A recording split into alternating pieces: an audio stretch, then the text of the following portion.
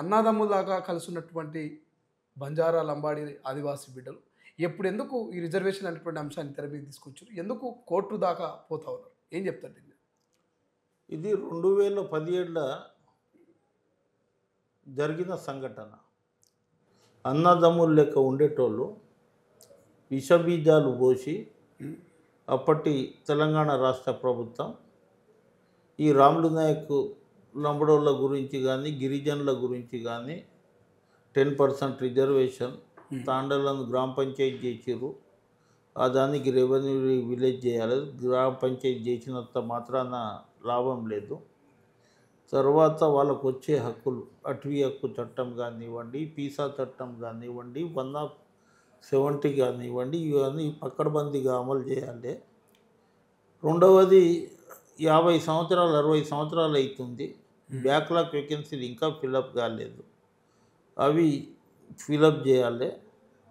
తర్వాత మేము ఇవి అన్నీ అడగంగానే ఒకరోజు ఏమన్నాడు ముఖ్యమంత్రి, మీరు ఎప్పుడు ఎస్సీ ఎస్టీలు ఖాళీ ఉద్యోగాలు అడుగుతారు, ఉద్యోగాలు ఇచ్చేటట్లు చేస్తాం, మీకు టాటా బిర్లా చేస్తా అన్నాడు. 3 సంవత్సరాలు వేచి చూసిన. కౌన్సిల్లోనే మాట్లాడింది, రికార్డు ఉంటుంది కదా, తప్పు కాదు. కౌన్సిల్లో ఏం చేసిన అంటే టాటా బిర్లా చూస్తలేరు, మాకు బ్యాంకర్లు పోతే భికారీ బిర్లా లేక చూస్తుర్రు, కనీసం షూట్ బూట్ వేసుకునే బిర్లను తయారు చేయండి అన్న. ఈ రాములు నాయక్ బాగా ఇది చేస్తుండు, అందు గురించి ఈయనకి బయటికి పంపించాలి, ఆదివాసీల మధ్య చిచ్చు పెట్టాలి, లంబడోళ్ళే మొత్తం మీరు తింటుర్రు, లంబడోళ్ళే బాగుపడుతుర్రు, మీరు ఏమి దయతలేరని వారికి కొంతమందికి ఉసుగొల్పి ఆ రోజులలో స్వయం బాబురావుకి కొంత ఇది చేసి ఆర్థికంగా అన్నీ చేసి 2017లో ఆదిలాబాద్లో నార్నూరు దగ్గర ఒక సంఘటన జరిగింది. ఆ సంఘటనలో ఇద్దరు, ఒక ముస్లిము ఒక ట్రైబల్ చనిపోవడం జరిగింది, ఆస్తి నష్టాలు జరిగినాయి. అప్పటి నుంచి ఇది విషబీజాలు పోసిరు. ఇప్పుడు అది నడుస్తూనే ఉంది క్రమక్రమంగా, మెల్లమెల్లగా. వీళ్ళు ఎప్పుడు ఎన్నికల్లో ఓడిపోతే అప్పుడేమో యాదకు వస్తుంది స్వయం బాబురావు, తర్వాత కొంతమంది తుడుము దెబ్బ మనుషులకు. కానీ గెలిచిన తర్వాత వాళ్ళకి ఇది రాదు, ఆ సమస్యను పక్కకు పెట్టేస్తారు, వాళ్ళ ఓట్లు తీసుకుంటారు. ఓట్లు తీసుకున్న తర్వాత వాళ్ళు మళ్ళీ 5 సంవత్సరాలు రెన్యువల్ అవుతుంది, ఇది ఇట్లనే పెట్టుకోవాలి. ఇప్పుడు స్వయం బాబురావుకు టికెట్ ఇవ్వాలి. తెల్ల వెంకట్రావుకి ఏమనుకుంటారు అంటే మీరు కాంగ్రెస్ అభ్యర్థి అంటారు. కాంగ్రెస్ అభ్యర్థి అయినా మొన్న జరిగిన ఎన్నికల్లో టీఆర్ఎస్ అభ్యర్థిగా గెలిచాడు. ఆయన భద్రాచలం అభివృద్ధికి కావాలంటే నేను ఆపోజిషన్లో ఉండి ఏమవుతుంది, నేను ప్రభుత్వం ఏదైతే అధికారంలో ఉంటుందో ఆడ పోదామని అట్లా వచ్చింది తప్ప ఆయన ఏంది కాంగ్రెస్ ఇప్పుడు ఏమంటారు, కొన్ని కుల సంఘాలు, కొంతమంది నాయకులు. ఇప్పుడు ఈ ఇష్యూని బట్టి మనం పెద్ద లీడర్లు అవుదాం, మనం ఇది అవుదాం, వీళ్ళు ఎంత అయినా ఆడ జడ్పీటీసీ ఎంపీటీసీ లేకుంటే సర్పంచ్ అవుతారు, వీళ్ళకి ఎవరు ఎమ్మెల్యే టికెట్ ఇయ్యారు. నేను పవర్లో చూసినా కదా, ఇట్లా కొంతమంది ఈ దాన్ని ఆసరా చేసుకోవాలి. నేను మొన్న చెప్పిన అన్ని సంఘాలకు అందరినీ గుర్తుపెట్టి చెప్పిన, కోట్ల వేసినంత మాత్రాన ఏమి కాదు. నేను శ్రీశైలం మీద ఒక కోర్టులో ఒక కేసు వేస్తా, వేసినంత మాత్రాన నీకు నోటీస్ వస్తుంది. ఆ నోటీస్కి మనం గాబరపడే అవసరమే లేదు, అదని జవాబు చేస్తాం. ఈయన హైకోర్టులో వేసిండు, హైకోర్టులో రిట్ పిటిషన్ని బెంచ్ మీద రానియకుండా అక్కడ డిస్మిస్ చేయించినాము. ఇప్పుడు సుప్రీంకోర్టు ఇచ్చారు.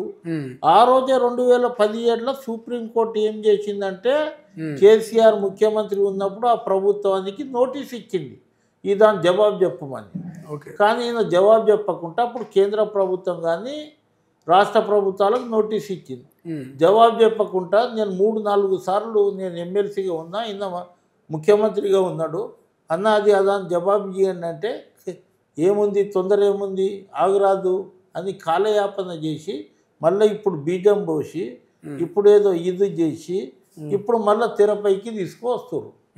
నేనేమంటున్నా అంటే మా కుల సంఘాలు కానీ, మేధావులు కానీ, విద్యార్థి నాయకులు కానీ, ఇంకా రకరకాలుగా నాయకులకు వాళ్ళకి ఏం చెప్తున్నా అంటే మనం గాబరపడి వాళ్ళని హీరో చేసి వాళ్ళు ఏదో ఇచ్చినంత మాత్రాన మనం ర్యాలీలు తీసి మనకు ఒక దిక్కు ప్రభుత్వంతో ముఖ్యమంత్రితో మాట్లాడుతుందాం మనం. ప్రభుత్వం ఏమి ఇస్తుందో చూద్దాం. ప్రభుత్వం దానికి ఆ నోటీస్కి ఏం జవాబు ఇస్తుందో చూద్దాం. ప్రభుత్వం మనకు అనుకూలంగా లేనప్పుడు మనం మాట్లాడదాం. ప్రభుత్వం అనుకూలంగా ఉంటే నేను మొన్ననే శనివారం రోజు అంటే పోయిన సండే శనివారం రోజు 2 అడ్వకేట్లను పంపించిన 4 పోయిరు. పోయిన తర్వాత అక్కడ వాళ్ళ ఫ్లైట్ టికెట్ అన్నీ ఇచ్చి పంపించిన తర్వాత వాళ్ళు ఒక నిర్ణయానికి వచ్చారు. ఏం నిర్ణయానికి? మా వాళ్ళకి చెప్పిన నేను ఇప్పుడే మనం వేస్తే లాభం లేదు, ప్రభుత్వం ఏమి వేస్తుందో ఇచ్చిన తర్వాత మనం దాని మీద ఇంప్లీట్ అయితే బాగుంటుంది అనేది చెప్పారు. కొంతమంది వల్ల పోయి మేము లీడర్లు కావాలని కొంత ఇది చేసుకొని నాకు పేరు రావాలని సుప్రీంకోర్టులో గెలిచినట్లు ఇట్లా నాకేం అర్థం కాలే అది.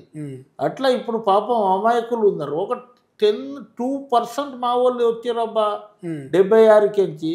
ఇవాళ నీకు హైదరాబాద్ చుట్టుపక్కల అడ్డాలు చూడండి, అడ్డ మీద కూలీలు ఎవరు ఉంటారు? ఎస్టీలు, లంబాడాసు, తర్వాత ఎస్సీలు ఉంటారు. ఇవాళ మా నారాయణఖేడ్ సైడ్ కర్ణాటక సైడ్ చెరుకు కొట్టేటోళ్ళు ఎవరు? మొత్తం ఎస్టీలు, లంబాడాసే. ఇవాళ కూలీనాలి చేసేటోళ్ళు ఎవరు? కొంతమంది 1%.